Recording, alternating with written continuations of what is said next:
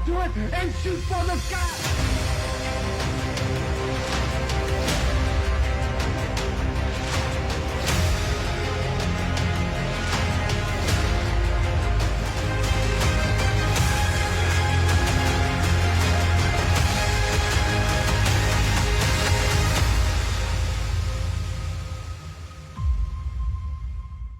All right, hello and welcome to the Ring Post Daily Podcast. You're listening to myself, the RPD Prophecy Champion, Jesse Henrik. I almost said Joey Hudson. You're not champion. I'm champion. Future. Joey Hudson, of course, the honorary Oos. Eddie Wade, the future champ. Unfortunately, the ring general Tyreek Ramsey is traveling today. He's on his way to SmackDown this Friday, so he will not be joining us tonight. But who is joining us tonight is the Sons of Mifflin County. How are you guys doing today? We got TRK, we got RD Mosh, and we got Pit Chick. Our first trio. Yeah, how about that? We're good, man. Just ready to rock and roll. Mosh and myself have done this before. We've been on a couple podcasts, but this is the Redheads' debut on the podcast. So thanks to the Ring Post Daily. Thank you guys. We're happy to be the first. Congratulations. I guess we'll just start into it. Can you tell us a little bit about yourselves? How did you each kind of get into the business? Well, I'll start off. I'm Artie Mosh, the man with the $1 million mohawk. It's not up right now. I'm kind of disappointed by job that. Really takes a toll on it. So. False advertising. Yeah. But so I got into business very young. My cousin actually got both of us into it. Andrew Hoare, he was one of those cousins that you go to his house for dinners and whatnot, and he would turn on wrestling, and then next thing you know, you're hooked, instantly hooked as a child. Young Attitude Era, really heavy into it. All right. Normally how it works. Go ahead, Pit Chick. Well, believe it or not, I used to go to indie shows with my dad whenever I was a kid. They used to host them at the armory that he was actually stationed at. Okay. And then I kind of fell out of it for several years. And then whenever I met this one, he got me back in. Awesome. From a different aspect. All right. And then... And myself, he kind of gave you the rundown there. Andy Hoare got me into the business of watching it, but I trained at Fort Knox to get into the actual business side of things, to be able to start becoming a wrestler and applying the trade of training, practice, all that stuff. Greatest experience I had was going through Fort Knox. Anybody that's looking to become a wrestler, there's Mifflin County Wrestling Academy, but the man that made Mifflin County Wrestling Academy and me is Fort Knox. That's Rob Noxious. So there's a lot of places to become wrestlers out there, guys. And I would say this to anybody, me as a trainer, get your training, man. Get out of the backyard and get in the ring, awesome. Right? And just a quick shout out to backyard's normally where it starts off. Just a quick shout out to our audience members. We see you guys kind of trickling in. If you have any questions, get them into the chat. We're in the everyone chat. You can throw your questions in there. We'll shout you out and hopefully get your question answered. I got a question for RD Mosh. As a member, what kind of drew you into the Sons of Mifflin County? What's kind of the mission statement, and why did you join? Well, first and foremost, I joined because he needed a tag partner. He had a booking, and he's like, I need a brother. And he knows no matter when he calls upon me, inside the ring or even in life, he knows that I'm going to answer the call regardless. And for our mission statement is the same that it should be for any tag team or even a singles guy. We're out for gold. We're out to take the tag team division by storm, no matter if it's here, PA, West Virginia, Maryland, anywhere. We're ready for it. You have tag titles. Odds are the Suns are coming. Now I understand. Just kind of piggyback off this. I understand it's you three, and then Matt, your wife is kind of like a member of Sons of Mifflin, right? Trista Silks. Yeah, I guess you could say that. She. Are there any other members? Yeah, Trista actually owns. Yeah, she's an honorary member. Yeah, she's an honorary member. She's actually the reason that I got back into the wrestling business. She was coming up with a great company idea, great idea, bringing HWF to the forefront. And at the time, I was kind of doing my own thing, just doing singles matches. But like Rodney said, we got into doing these matches outside of town, and we started really getting good reactions from the crowd, having good times with each other. And to be honest, I'd never imagined. There's quite a few Sons of Mifflin County, and that's a story for another day. But I never thought it'd be these two that would be doing it. You know, it was originally supposed to be an Envision deal with me and my blood brother. But, you know, Mosh and myself, we're actually closer than me and my own family members. You know, we travel the road. We do this whole thing together. The road family. But my wife, you know, my wife is kind of the honorary member. She makes sure I get to the towns every single show. So thanks to her. So that's pretty awesome. Your shoot wife and your road wife are kind of the same person then. All right. Yeah. No, they're not the same person. They are two different people. Oh, okay. Let's get that straight, John. That's a story I don't want to get involved in. All right. Well, it sounds like she's a good tag team partner to have. Yeah, great, the best. All right, Joey, go ahead. Can't beat that. So, first off, moving on, I'm going to ask this to Mosh. What's the hardest part about becoming a wrestler? And if any of y'all want to answer this too, go ahead. Feel more than happy. You know, that's rough. That's a really rough question to ask because every aspect of it is hard. You know, because if it was easy, anybody off the street can come do what we do. You know, if it's from taking the bumps and the tolls on your body, you know, even the mental capacity of the psychology that we have to learn to be able to make the show 100% proper, you know, or heck, even turning around and knowing what to even ask and when to ask it or how to ask it so you don't disrespect the guys above you, because you're always going to have that. You're even just the wrong way to say something, you can end up upsetting somebody nowadays. And to me, I think to kind of go off of what he said there, I also credit all of what he just said to being trained the correct way. Like I said, I was in Fort Knox, and we were held accountable for everything that we did, every word, everything we did. It was microscope, and I'm glad that happened, because now these guys, I kind of cushioned the blow as much as I could when they were coming up into the business, but as they were getting out there on their own, you know, we all trip and we fall on our asses, and you know, I know that eventually we're going to learn something from that. But myself, I would say the best thing about training in a school and learning something, the hardest thing is just showing up and doing it. You know what I mean? Because you got to have the mental capacity to do it, and you also got to have the physical tools. It's hard to have that, you know. You also got to be able to be a talker. You know, I think talking is my strongest suit, but the wrestling aspect of it, if you really, really want to do this, every part of it's going to be hard. Wow.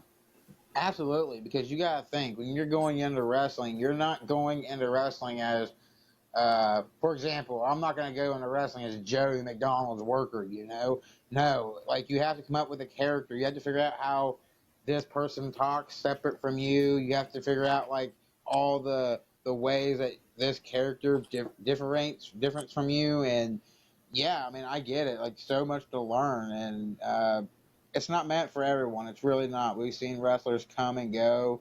Some of them it wasn't meant to be for them. But, you know, if you're able to stick it out and get in there like you guys are and learn everything and be able to teach that to other people, then you're doing something right. Because, like you said, you soften the blow for those coming up. And I bet they appreciate that more than you think they do. Like, thank God they ain't being hard on me like they were hard on them, because, jeez. You better watch out, Joey, or I'll make you. Yeah, I mean, even Joey, the McDonald's worker. I'll make that your shtick. even Dan getting in. You know, it's been hard on her. She's one of the first female students that we have here besides Ashlyn Shaw, and you know, they're getting ready to do their thing. Oh, we're going to talk about it. You know, being a female and coming into the wrestling business can't be easy, but you know, sometimes you got some of these girls coming in, they make it look easy. You know, I can remember how hard it was for me to do certain things, and it's like, I think I credit to a lot of good minds at the school, and you know, there's just a lot of people here that really have each other's backs. And at the end of the day, you know, you can't be nice to somebody and be stabbing them at the same time. You know what I mean? Not in this business, because you can get hurt so easy. But there are so many places that are doing that today. You know, that are like, oh yeah, we're your friend, we like you. But they're You know, not but really. like Mosh said, the psychology of wrestling and the psychology you have to put your students through are two different things. I think Wow. her strongest suit, as she has two guys to follow up and down the road and learn from mistakes from us also. What's been the hardest part about training for you? Hardest part about training. Honestly, at first it was getting used to taking the bumps and taking the abuse on the body. Now it's honestly getting the psychology aspect behind everything and why we do certain things and why we sell certain parts, and that's honestly the hardest part right now. All right. Yeah. No, that's totally valid. Wow. And like I said, anyone can answer this. But for TRK, what is your dream match? What is your all-time dream match? Start with one of y'all and go down the line if you want. Oh man, my dream match. I'm gonna go off of what is viable, what is something that could really happen. I Sure. seen that there's a couple indie guys that just became indie guys today. Yeah. You know, that a lot of, I don't know if you guys seen, but a lot of people were let go from WWE, and that's happening right now. So not all these guys are going to be able to land on their feet in AEW. We all know that as wrestling fans. But the one thing that I have to look forward to this is, like, my wife is a promoter, my trainer is a promoter as well, and so I'm trying to like pull the strings. Who should I go for? Who should I go for? And I know Marty Skrull has been working some shows, and I'd love to work with Marty. I've always followed his work, before AEW even started and stuff like that. But there's a whole bunch of other guys out there, like Mustafa Ali, even. Mustafa Ali, I'd love to have a match with him. Exactly. What a great talent. Yeah, it's interesting. Yeah, it's interesting that you mentioned Marty Skrull, because he is kind of like one of those blacklisted type wrestlers right now, and it's unfortunate what happened to him, because I mean, he did what he did. He owned up to it. That's all. That's all that you're here nor there. But he had so much freaking talent. And he, at one point in time, he was one of the hottest heels in the business, and he could have had the world, out in the palm of his hand. But he made some choices that just kind of put him into the situation he's in now. He's kind of like a Tessa Blanchard that way. And I mean, now he is one of those. I was gonna just say that about. He is one of those indie workers. Yeah, Tessa's incredible. I mean, it's good that people like that are out there, but it's not great the reason that they're out there. In his case, per se. Yeah. But from what I've seen, though, I mean, I've seen Marty on a couple shows. From what I've seen, I think he's at where he's at with his thing, and I think the fans are still going to be taking it as they take it. Every fan's different. Everybody but, deserves a second chance. I don't think he's doing too bad for himself. I think, and Marty's got all that talent, like you just said. He's got all that talent. And to myself, I would just love to see how my stuff matches up with him, because I was the one in this red room when he was hot on fire in Japan, and I was just like, oh man, I put on Marty Skrull's entrance music. He's answering my challenge, So like, it's still a dream. So hey, the possibilities are endless, because we've had guys on here that have wrestled, like Matt Hardy, the Hurricane. We've had guys on here that, and this wrestled is like when Tatanka. they weren't in TNA or WWE. Yeah, I mean, like this is when they weren't doing big things and they were doing like indie promotions. So like, yeah, these dream matches like that you're naming off, like they're possible. It's just, I guess if anything, it's just a matter of timing and getting a hold of them and seeing like what they can do. But who else has a dream match? You got one? I haven't even had my first match yet. I kind of want to get through that before I even start thinking about dream matches. Come on. she has her first match. Indulge for a moment. Match in a month, It's okay to dream. If you had the chance, who do you want stand across the ring from you? You don't have to be humble here. Yeah, you don't. Damn, you don't. What's a woman wrestler, Honestly, Alexa Bliss would be Okay. fire. She's over.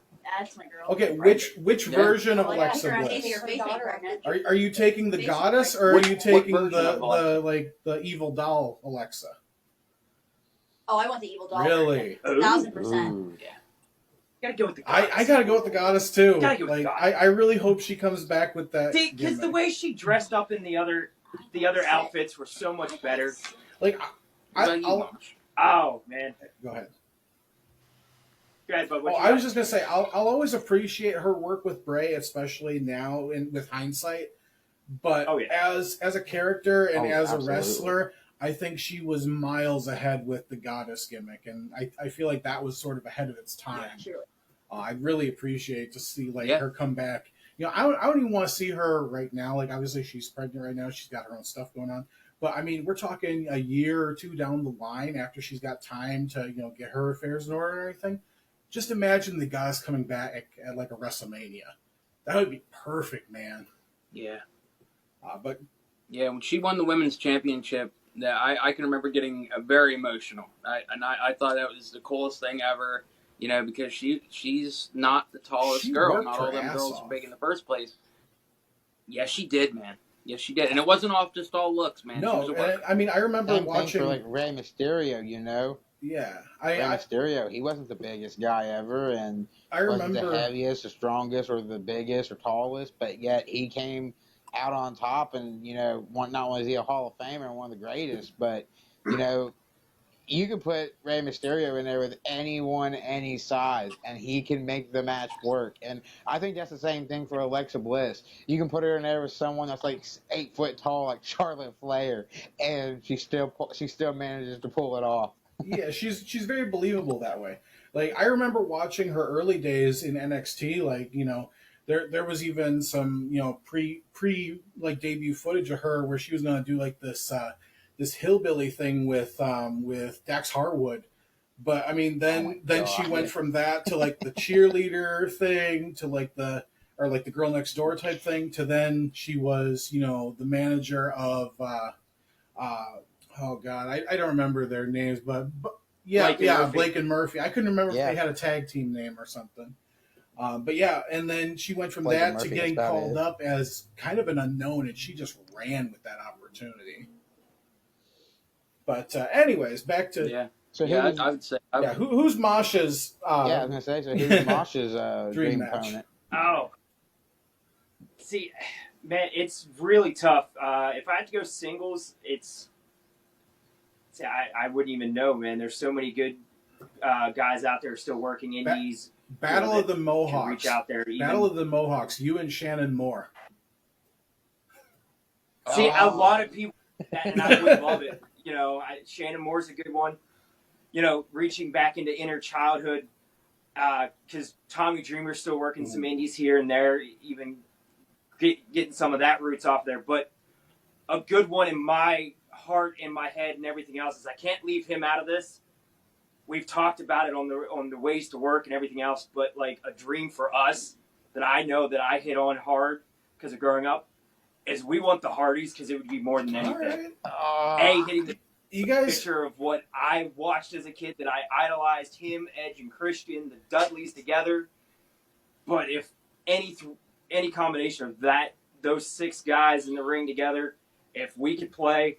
I know. I was literally about to say that TRK kind of gives me that Jeff Hardy vibe. Like he just I don't know. You kind of look like it's got the chin strap. It's the chin strap that does it. I'll take it. It's the facial hair. Yeah, it might be the facial. It might be the facial hair. I'm not. It might be, but I don't know if I'm supposed to. Give me that young Jeff Hardy vibe. I don't know if I'm supposed to do this or not. But nobody's ever told me I can't. So I do have the email for AEW's talent office. So I don't know. Maybe I should shoot that over to you guys. And next time they're in the Pennsylvania area, I can see you guys working a Rampage. Hey, you know what? Or dark. I would take that any day of the week. I was actually just having a conversation with my wife about this not long ago. We were trying to work with Lance Archer before he got hurt. Before he broke his neck, or whatever happened with his neck, and we were just talking about that not long ago. I wonder if we'd be able to reach out. I got the email. Some V1 we were gonna do some Brother Nero. We were gonna do an episode. If we're playing also that we were gonna do an episode with Billy Starks back in June. And that's how I ended up in possession of that email, and it kind of fell through, but I still have it. Your shit, man. I was gonna say, Jesse, if you want to, kind of slip that over there by mistake, wink, wink, and let his wife have it. Hey, if you get us the match, I'll let you come in and do the ring announcer. I would love that. And my other thing is this: if that's a thing, I'm going to throw another name in that hat, and I know his wife is not going to like me for this name, but I know he's a crazy worker. But Darby Allin would be fun just to play around, just to be able to roll around with. Yes. And that skateboard, the tacks, and doing some of that crazy gnarly That'd be stuff. crazy. I don't know. That might be one that I might throw my hat into. As she chimes in from across the room and says, "It's not happening, babe. Sorry." So, I do have one more question from me personally. It sounds like you guys, now normally this is asked later on down the road, but we're a host short, so it's kind of coming up a little sooner than usual. But you guys sound like you keep up with the WWE and the wrestling product today. Yeah, Well, a lot, actually. Well, that's really good because this is probably the most important question you'll be asked for the rest of your life. Oh, but no. do you guys, as wrestling fans and wrestlers in general, do you guys acknowledge Roman Reigns as your tribal chief like I do? I do. Oh, I love it. I Yeah, love it. you can answer. You can answer individually. This is for all you guys. My wife is in the other side of the room going like this. If she's in the other side of the room, bring her over. I'm doing the exact same She can thing. be part of the episode. He is over. Did you guys not like him before the tribal chief stuff? I honestly didn't. It wasn't jiving with me. If she's behind the camera or something, tell Trista to get behind you or something. She can be part of the episode. She's gonna sit over here and take notes because I'm sure she's gonna bug you about trying to get on her own episode at some point. Or if you have if anybody else in your promotion needs a little bit of a RPD rub, we're happy. We're happy to oblige. So we man, that's what it's all about. Give them the Eddie Wade. Yes. Oh yeah, that Eddie Wade rub something out else. of this bunch, though, guys. I'm sorry. I'm not going to acknowledge my tribal. But you still called him your tribal chief. Tribal chief. Yes, you did. It's not happening. You just did Because that. here's the thing. No matter how much you cram him down throats and do what they do, and the Bloodline storyline was great. I enjoyed it. Not going to do it. See, but the sad part. I'll take Cody over that one. He should have won. Should have finished. And the story should have ended at He can Mania. finish You're the absolutely story right. elsewhere. Or at least been on its last He can finish the legs. story elsewhere. Do you feel that The Rock is gonna take this storybook ending from Cody Rhodes? Oh no. We no. don't usually get feel people like asking The us Rock's gonna become questions. another victim. I feel like there's only I don't know one about that. scenario. There's only one scenario where I'm going to be happy if The Rock does do that, and that's if the whole narrative gets flipped on its head, where Cody was the surprise at this not this year, but last year's WrestleMania. He was the surprise entrant for that. The only way I'm going to be happy if Rock takes on Roman this year is if CM Punk comes through and he's the surprise opponent for Cody at Mania. Because I cannot stand CM Punk. That. Don't get me wrong, but how good would that be as just a one-off Mania appearance for Cody to slay CM Punk? That would be fucking good. As someone that books something good for business, I would go for it. It would draw, and the thing that would draw most about it's the thing that most people don't see is the controversial side of things. Creates cash. And if they're talking about you, yep, doesn't matter what it is. And I agree with you. The controversy Eric Bischoff line is amazing. All right. I don't know. I was like CM Punk's biggest supporter when he walked out, and I can understand why he walked out on WWE, but he didn't just walk out on WWE. He walked out on all his fans, including me, and it was so weird because I've never been through that in my entire life of being a wrestling fan. One day your favorite wrestler of all time is there, and then the next day he just quits and he's gone. It was kind of like an emotional roller coaster for me. And ever since Punk walked out like how he did, I've just never been able to forgive that. Maybe it's kind of me being selfish, but yeah, I've just never been able to forgive that. So, and yeah. Well, yeah. What about you, Pit Chick? Do you? What about you and Roman? Do you acknowledge Roman? Sure. Hey, 2 out of 3. I'll take Two a out of story any three. day of the week, guys. You, And the thing is I asked this Roman question until he loses the title. we thought he After was going to be loses done the with this title, months I'll ago. find another. I will ask another question and replace it with a normal question down the road. But as long as Roman's champion, this is an authentic question.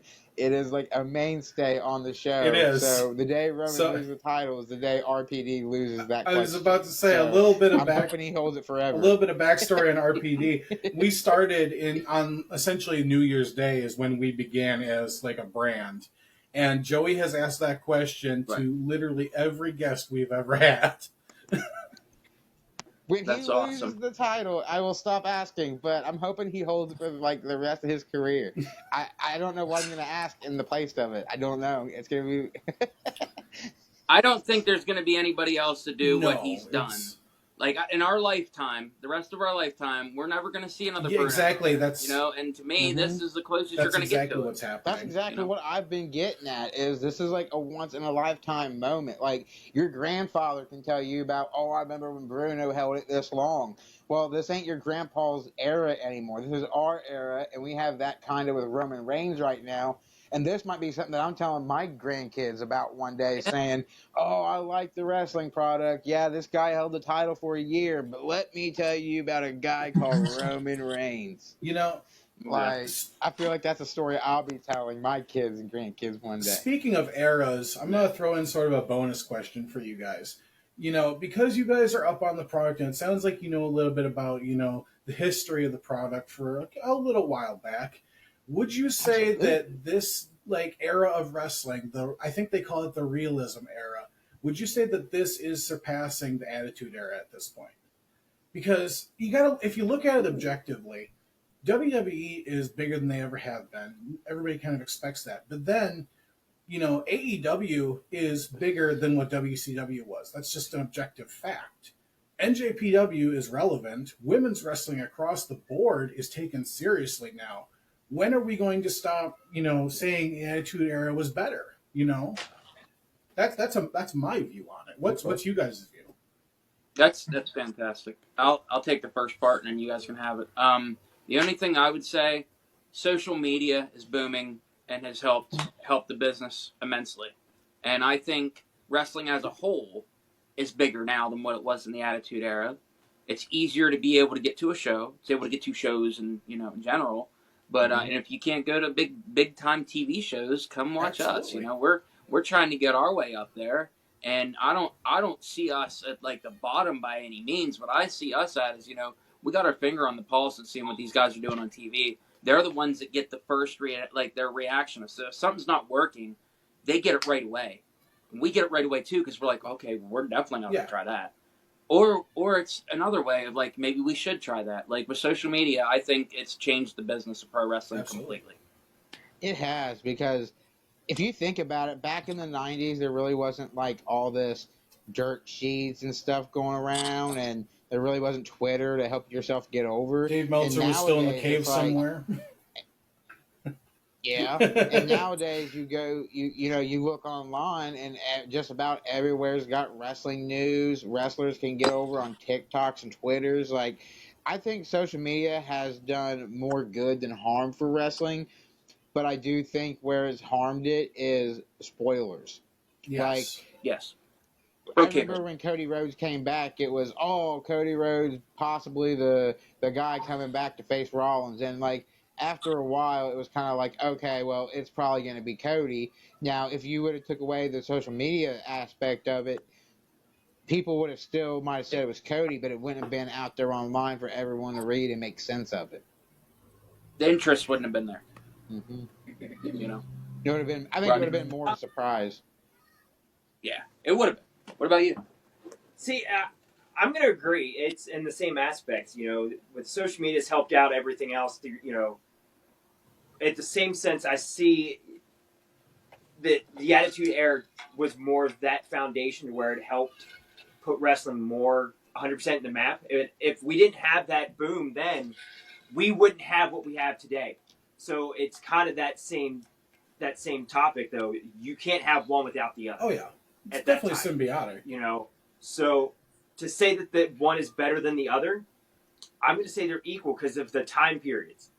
You needed the Attitude Era to get what we have today. That's Yeah. very You fair. needed Yeah. you More needed attitude that people. extra step, because if you didn't, this generation would not be around. We wouldn't be sitting here if I would have started watching the '80s. I Ooh. don't know if I'd have fell in love the way I did with The Rock, man. You know, I say can see that. The yeah. era I grew of up in the 90s. I grew up with the Attitude Era, so I see yeah, that. the era where you had the 'Cause occupational gimmicks where it was like, you know, the garbage man versus, you know, the shark man. the dentist. The Repo. Yeah. Hey, no, Repo Man's awesome. Hey, Shark Boy Shark Boy was is awesome. awesome. Dr. Isaac Yankum.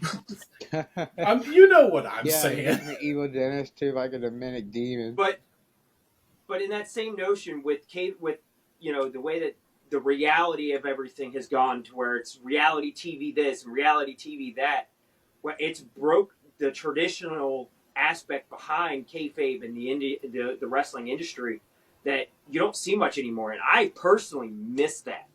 I miss Me too, knowing man. that, hey, if a heel is a heel, I want him to be that heel. Want him to be that guy that where if you Like cross him in the MJF. Yeah. Yes.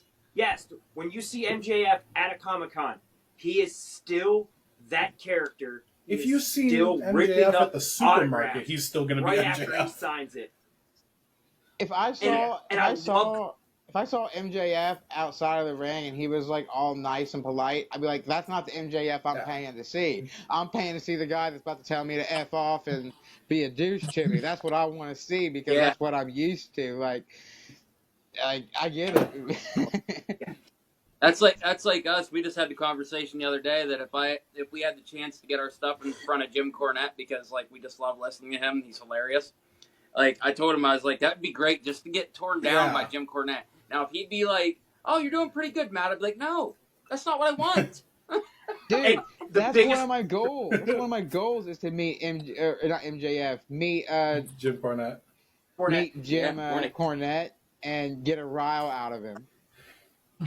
See, the biggest kayfabe break that still I can't get over is Taker breaking every bit of the character. Yeah. Telling secrets, telling the ways of the stories Okay, that he is but- now. I honestly, yes, it's great to hear. Don't get me wrong. It's great entertainment, and I will listen to every Yeah. story. It This was feels wrong. But the child inside of me hears it and goes, watching that No. Hall of Fame speech. that's not... Yeah, that- watching his Hall of Fame speech was a very surreal, kind of eye-opening moment for everyone, I think, because he was the last It holdout was. for true kayfabe. Whereas, you know, then when he peeled back and he actually like opened himself up as a human being, as Mark Calloway, it was very strange. But I mean, it's for somebody who's been repressed and you know had to keep everything in for 4 decades worth of a career, you know, even more. I think, you know, it's amazing that he's finally able to kind of share all those stories. But moving on. I have a question for all of you as individuals. Who is on your personal Mount Rushmores? And you cannot put yourselves on it. Oh, God. So, I can't answer this question. no, we ask the tough questions They're here at okay. RPD. You have to answer.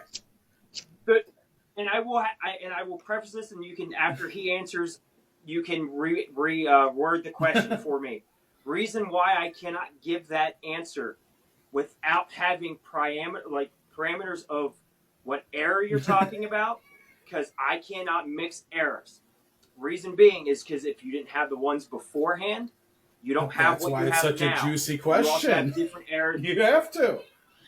If you do not have you have the different time periods. You have the boom of the territories then, but you also now you have the social media and everything else. So stuff is 10 times different.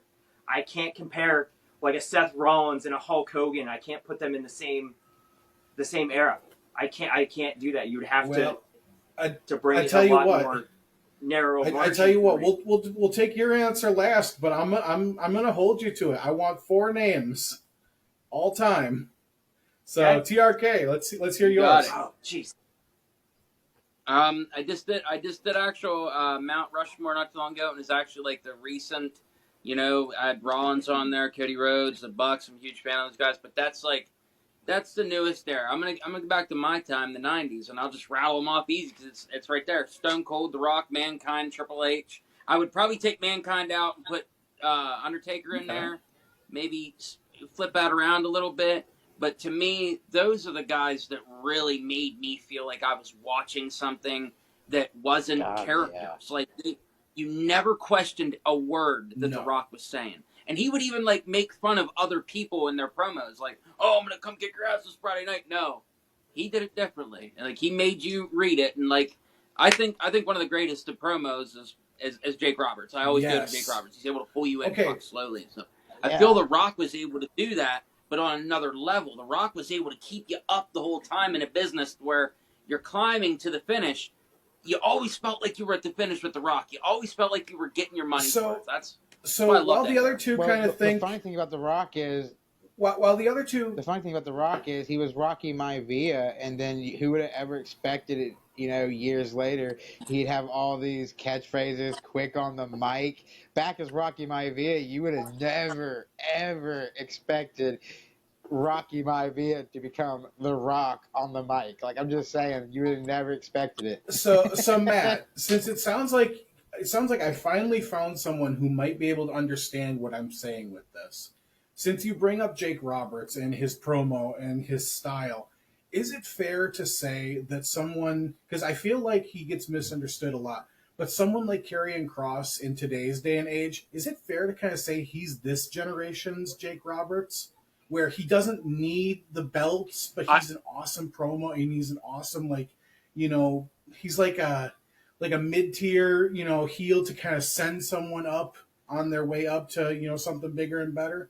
Because that's what I feel like Jake Roberts did. Yeah, I do. But you also got to look at, like, we were just talking about the timing thing, I think that he could do that. But the thing about it is, I think if we were under the leadership of Triple H, you would see it every week on TV. At least a little bit. The Doomsday Clock stuff that he was doing and all of that stuff when he brought Scarlett in at first, when they were first coming over to NXT, I certainly looked at him that way. I was like, the character and the way that they were putting like the vignettes together with him, it felt like the stuff that he did with the Ultimate Warrior back in the day, with the snakes and stuff, and the Undertaker. And to me, like, I feel like Karrion Kross is one of them guys that actually would have fared pretty good back then. No, he would have been. We're talking about a legitimate badass here. He would have been protected. Big guy, good body, can cut a promo, decent looking kid, so I think he could be today's Jake Roberts, but you got to be given the time, and today you got to be given just a little bit more of it for it to sink in. That's funny because I knew this guy. He was born in the 80s when wrestling was like, Jake the Snake, Hogan, Ultimate Warrior. I was born in the 90s more when it was like Austin, Rock, and Triple H. And he always thought, he's like, you always think you know wrestling better than me. He's like, I was like, no, I don't. I was like, I just really do know my wrestling. And he's like, well, I was actually born in the 80s. I actually got to watch that stuff. And I was like, I'm not saying you didn't. I was like, but I went back and watched my stuff from the 80s. I went back and watched the stuff that I've missed and then the stuff I've currently been able to enjoy. So whenever I had an opinion on the 80s stuff and he got mad at me, it was just like, dude, I'm sorry. I'm a wrestling fan at heart. I went back and done my research. I have my opinions about the 80s when I wasn't even born in the 80s. Like, I know my wrestling. Right. And it would just aggravate No, he felt it. He was in the time frame of feeling it, just like you did in the '90s. So that's probably where he's coming from. So Chick, who is on your Mount Rushmore? And you could feel free to do a men's, you can feel free to do a women's, you could do a mix, however you want to do whatever it. you want.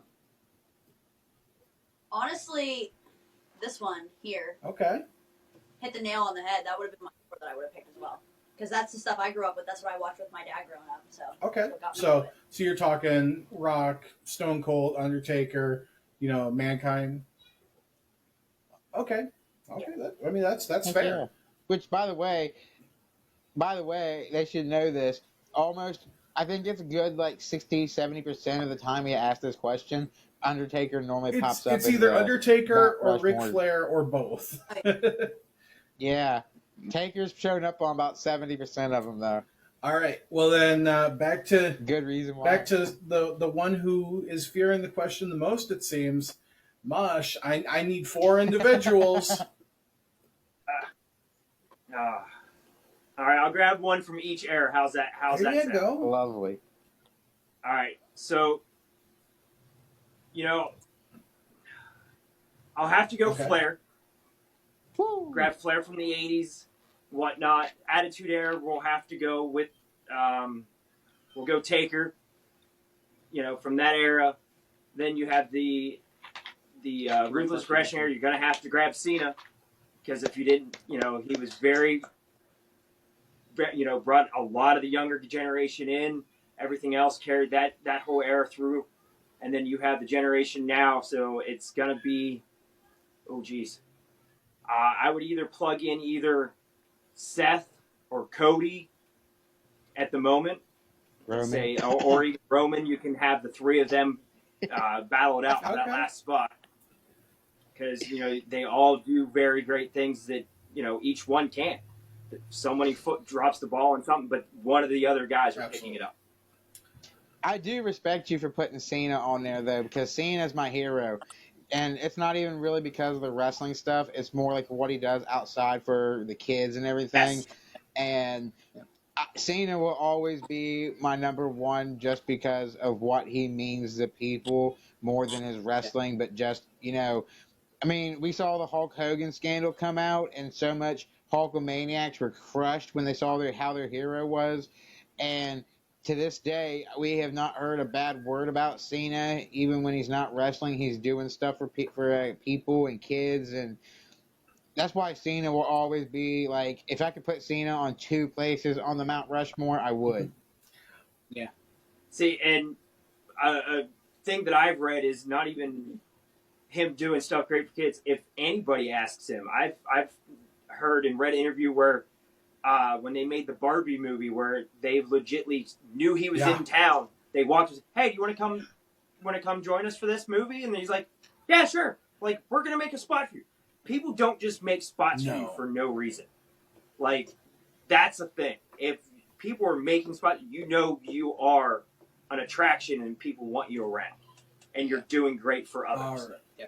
You don't make over 1,000, if not more, Make-A-Wish for kids that are it was like 400 or 500. It's all time. It's a high number of Make-A-Wish kids doing things. You don't just do that off of a whim of not being. You got to be a good person. Great What person. are you doing, Joey? He looks creepy as hell.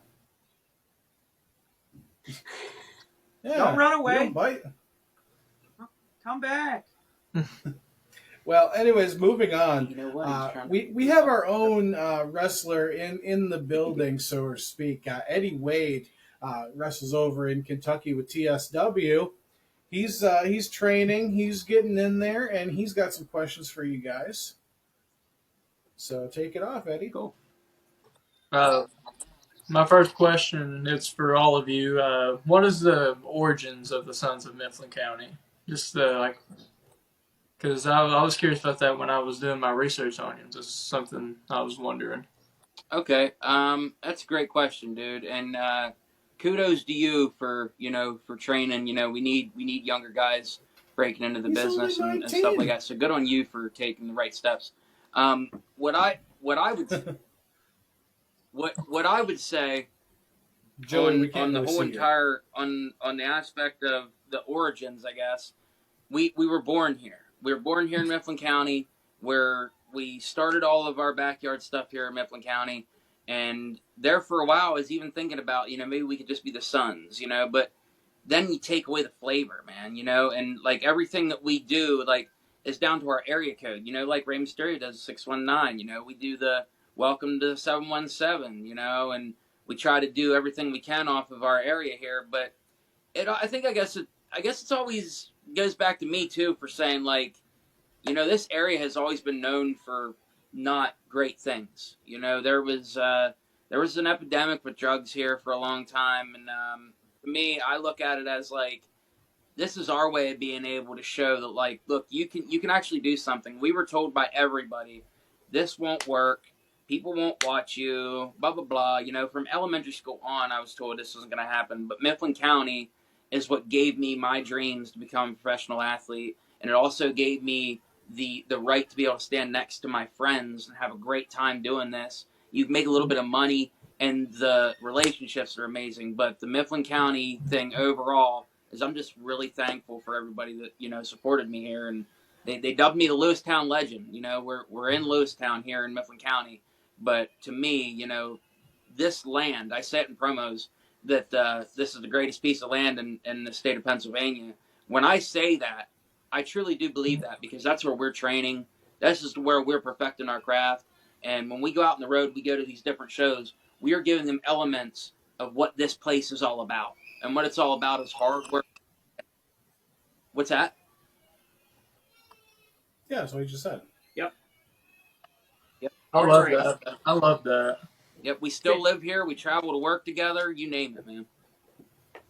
I had Yeah, another go ahead, question. By the way, also I love that the hometown aspect of that. I respect and love that a lot.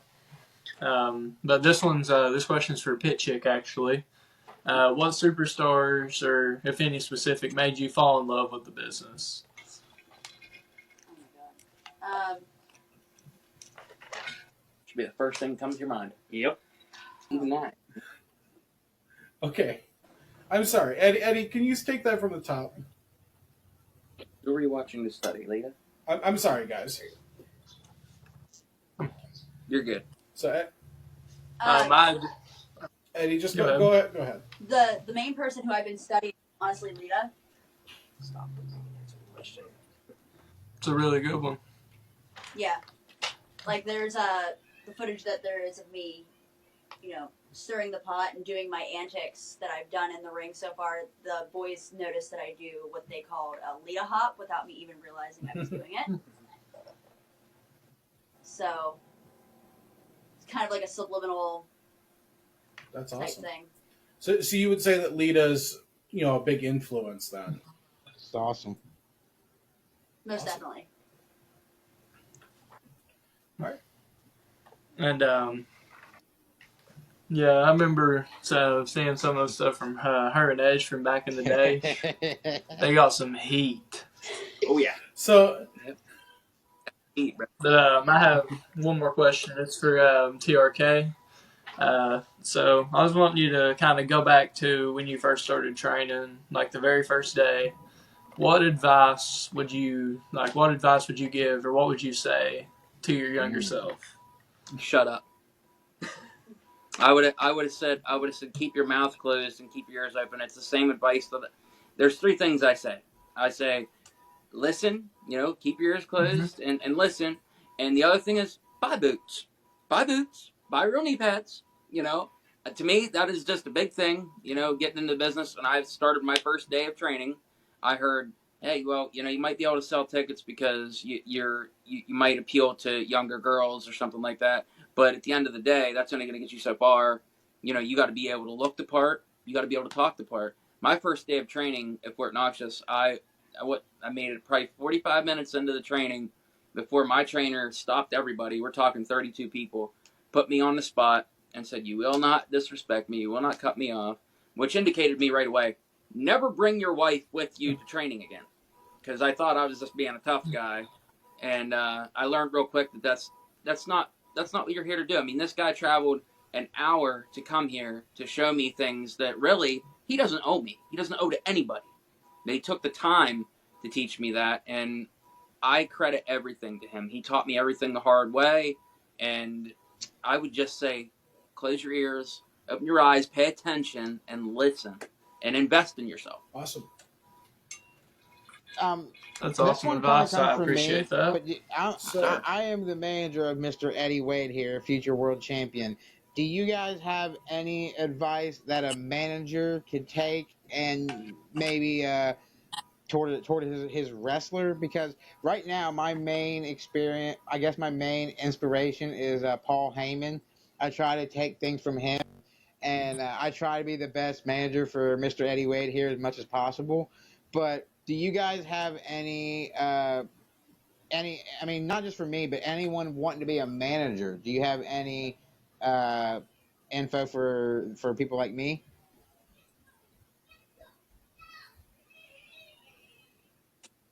Um, basically, during the match, just keep your eyes open for any possibility that you have to interact with the crowd, get them going. Um, depending on if you're a heel or not, kind of use the upper hand to get the advantage, so that way whoever you're managing can possibly win. You're basically their mouthpiece. Yeah. So I don't know how Eddie is with talking and promos and all that stuff, but you're basically his mouthpiece if he's not, or you're an added mouthpiece as if he is. He wasn't the most comfortable whenever I joined him when we did solo, whenever he was doing primarily singles, and he used to give me crap all the time for Snapchatting and posting TikToks, and I was attention seeking. But then whenever I started doing this, I was also a drama geek in high school, so I've always been kind of a drama queen. But that worked out for me for promos. Yeah. I can help, and it's helped him whether he wants to admit it or not. Own the room. What I would say, own the room. Make them listen to you. And honestly, one thing I learned growing up with drama is fake it till you make it. Okay. Honestly, like when I started going out with him, I had no idea what I was doing. I just went out cocky, acted like I was better than everybody else, just mouthed off. That's one of my favorite parts is when charisma, high charisma. Sitting there like, you can see it right away. Sucks. I love getting in their face, being like, well, there's a reason he's in the ring and you're behind the barricade. Like, there's a reason I love it. It's become kind of like a passion of mine of just yelling back at the fans and getting in their face. I love it because like I don't get it's my job. I never thought it'd be my job to be yelling at people and getting into it with them, but it is. Helping him get his heat. Yeah, helping him get his heat. Like even Dan said, help getting the heat and everything. But it's also something that, like, as a teacher, I would look at it as when we were training her. There were so many times that I was just like nitpicking tiny little things, and now these tiny little things are huge now. You know what I mean? They're essential in every match we have that she's involved with. We're entangled in all these crazy storylines where she's getting fired before she has matches and all this and that there. If you are able to cause that much of a reaction and you don't take back bumps, then good on you. One, you chose the right path. If I'd get back to it, I'd be a talker instead of taking bumps any day of the week. But also, if you're going to be out there, doesn't matter if it's 5 people or 500 people, make the ones in the very back that paid the same price that are in the second row. Make them carry the same as much as the ones in the I guess as a manager, one of my biggest goals is like behind the scenes, behind the ring and all that. If whatever he drinks, I bring him to the show. I bring him a chair to sit in. I mean, I do whatever it takes to be a good manager out by the ring and behind the curtain. My goal is I want to be that manager that people go, I want a manager like that. Like I want someone like that who, what do you need? What snacks? What drinks? What do you need? I'll bring it. That's my goal. That's my goal is just to be that manager that everyone goes, I want a manager like that. So, yeah. It's kind of funny because I do that for both of you without even realizing it. Well, you're my other half, so that's just like embed, and this is my brother, so it's. I mean, shit, I do it to your wife too. Yeah. One thing I will say as a manager standpoint that you could probably do to give you advice is also listen in the back heavily of what is supposed to go down. And what other managers do. But also, if he gets lost, you can help him. You are there to be able to help because you now know everything that you're doing for the crowd. You know the story. And his spots. Are able to feed him. Yep. He hits his head and he goes, oh, I can't remember what I'm doing next. You're able to feed that to him. Yep. That is really solid advice. Yep. Be that lifeline. Safety. You actually are keeping him safe in so many ways. Both guys. And the crazier thing is not only is that a manager standpoint, that's a tag team standpoint. Yeah. We feed each other. I owe it to Mr. Eddie Wade because when we're on the side I've always wanted to be in the wrestling business somehow, mainly like a commentator or a manager. And when Mr. Eddie Wade here asked me to be his manager, I swear it was like a chick being asked to go to prom. It was like that type of vibe. And I was like so flattered. And I was like, wow, I Yep. really owe it to Mr. Eddie Wade Yeah. here for making this all possible and happen, because, you know, instead of showing up to these shows and helping put up rings and stuff, now I get to show up and help put the rings up and stuff, and then go out there and be part of the show and be there for him. So if it wasn't for Mr. Eddie Wade asking me to be his manager, I don't know if I would even be a manager today. So I owe it, all of it to him, really. Big goes to him, but let me tell you something that you just said there that goes miles with me. Rings. And they need set up, right, to run shows. There's too many guys that run away from that. The very fact that you were doing it before you were anything involved on a show as a story or a character, I have mad respect for you for mop that. the Don't floor, ever help stop up the that. ring, carry It's good something, shit. whatever they want me to do, I'm always down to help, because them and Eddie together are the reason why I'm doing what I'm doing. So, yeah. Well, the business can be affected in a good way well, I from appreciate guys that. like you. And not Spreading only these do we messages. appreciate you giving So good. wrestlers You're like doing it. advice, but we also appreciate you giving people like me who want to be in the wrestling business but not a wrestler in general. We appreciate you giving people like me advice, because we can also take from that and learn from it. And I feel like the advice you gave me is something I can sit and milk and think about and really add more to what I'm doing. So I appreciate you guys for giving me some advice. Anytime, man. You get a hold of us on these cell phones here, and we'll help you out in any crutch you're in. All right. So we sort of have one last question, really, and this one is directed to Pitchick. So lately, we've seen kind of advertised on Facebook, and I'm sure it's everywhere else. You got a huge match coming up with Ashlyn Shaw. I understand that this is kind of a long time coming. Can you kind of tell our viewers, why the match is happening and what it's like, what it's been like working with Mrs. Silks, getting it developed and actually about to be produced? Well, the whole thing with Ashlyn Shaw, it's honestly kind of started because of the person to my right. Yeah, this one here. Because it seems like literally every match that he's had, she's been the referee, and she's possibly done him dirty at least once or twice. Okay. Pretty sure she was the ref when your jaw got broken, and then she let the match continue, even though he was injured. Yeah. Could have got injured worse. She's kind of been sticking her nose in a couple places that it doesn't belong, and me getting fired from PWX, that CEO that fired me was in our home turf, and I took full advantage of that, and she intervened. Okay. So this is, it sounds like it's... And it's her first match also. So it sounds like it's been working for a while behind the scenes between you two. Almost a year, honestly. She gonna get got. A little over a year, actually, because your jaw was broken last July. Yeah. Yeah, so a little over a year. Yeah, it's been building. Tension's been Yeah. extra high recently. I don't know if you guys saw the recent video. I was about to say to the second part of that question, what has it been like working in with Trista Silks, getting this match actually to a point where it's about to take place, and working through the logistics of it all. You can go behind the curtains on. Yes. Honestly, it's been amazing. I love working with Trista. I'm sorry if we're pulling back the curtain too much or something. You guys could always tell us no. You're good. You're good. Nope. You're good. With her, like with this being my other half and this being my trainer and basically my brother, I call him my brother to talk to him about everything. That makes, honestly, behind the scenes, Trista is my best friend and a sister to me. So being able to work with her in this aspect and not just being, whenever I first started coming around, I did a little bit of production. I did a little bit of photography and videography. I did the merch tables. I helped with ring and venue setups and everything like that. Getting this aspect to work with her is a whole different level that I never thought we would reach, but I'm so happy we have. It's actually... That's awesome. Feels surreal. Feels like it's a dream come true, honestly. All right. Oh, that's amazing. So where can everybody kind of find you guys? Where can they see you live?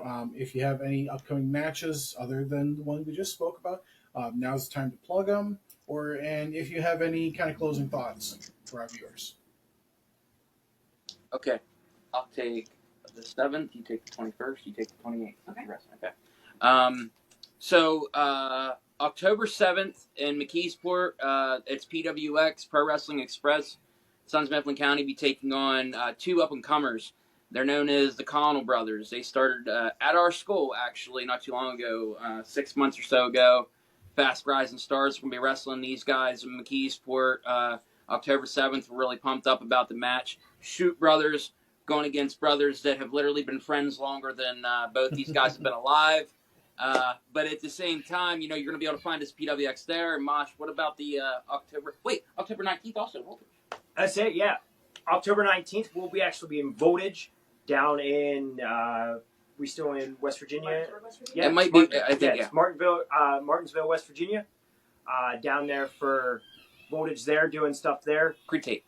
We also have another booking then 2 days after that back in McKeesport at PWX.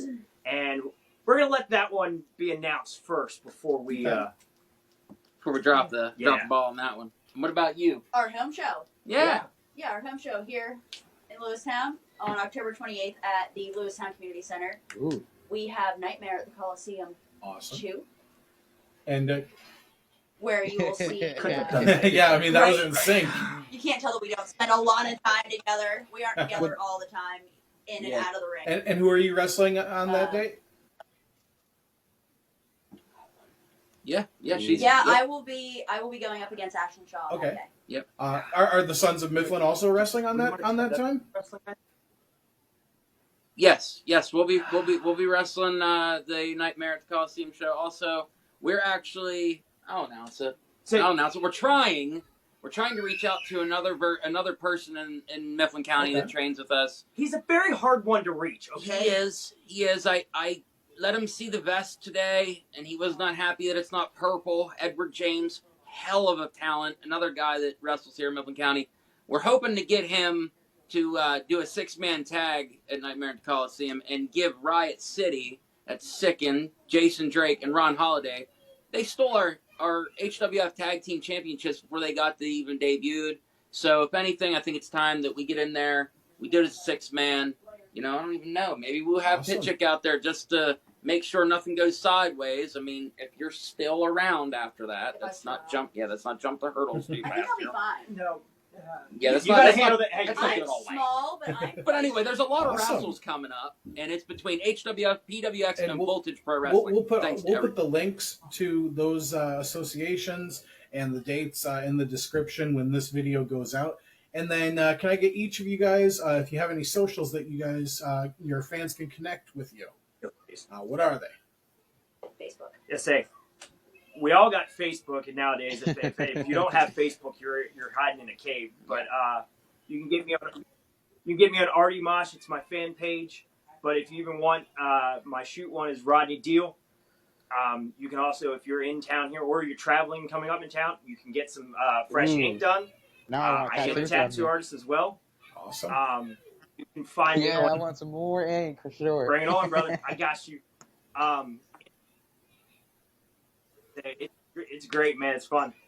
Instagram, same things. Actually, it's the Mohawk Artist for my shoot one, and then it's Artie Mosh for my gimmick one.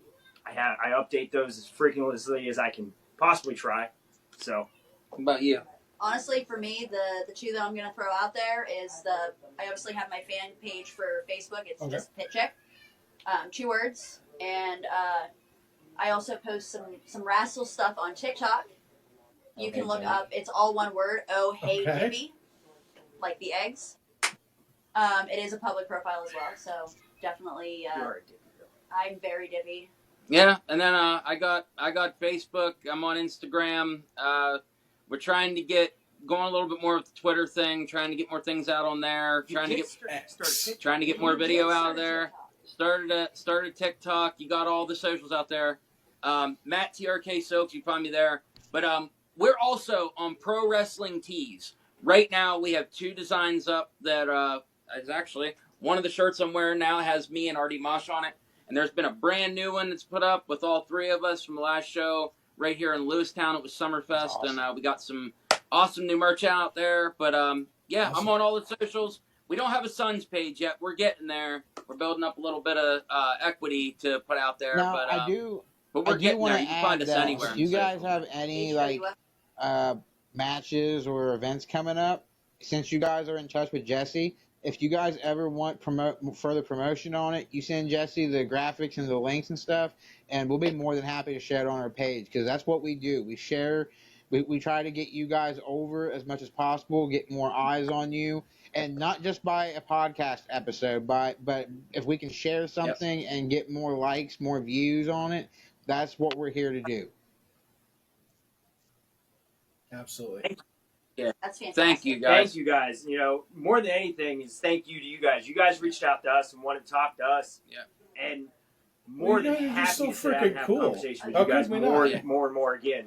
You guys can check us on YouTube also. HWF on YouTube, Honorary Wrestling Federation on Facebook. Check out what my wife's putting out there. She's doing amazing things on the TikTok. You can look up Trista Stokes as well. She's coming up into the business. The Connell brothers that will be wrestling in PWX. We're all trying to share each other to make this business as big as we can. And a thanks to the Ring Post Daily for having the Sons of Mifflin County. Thank you so much. Well, with that, from myself, Jesse Henrik, the RPD Prophecy champion, Mr. Eddie Wade, the future champ, Joey Hudson, the honorary Oos, and of course, again, from honorary Wrestling Federation, Honorary Wrestling Federation. Sorry, so many of them. TRK Pitchick, RD Mosh, collectively the Sons of Mifflin County. Thank you so much for being on. Great episode, and we hope you guys have a wonderful couple of shows there. And who knows, maybe we'll talk to you again soon. Hey, you guys have a good one. Until then, keep up.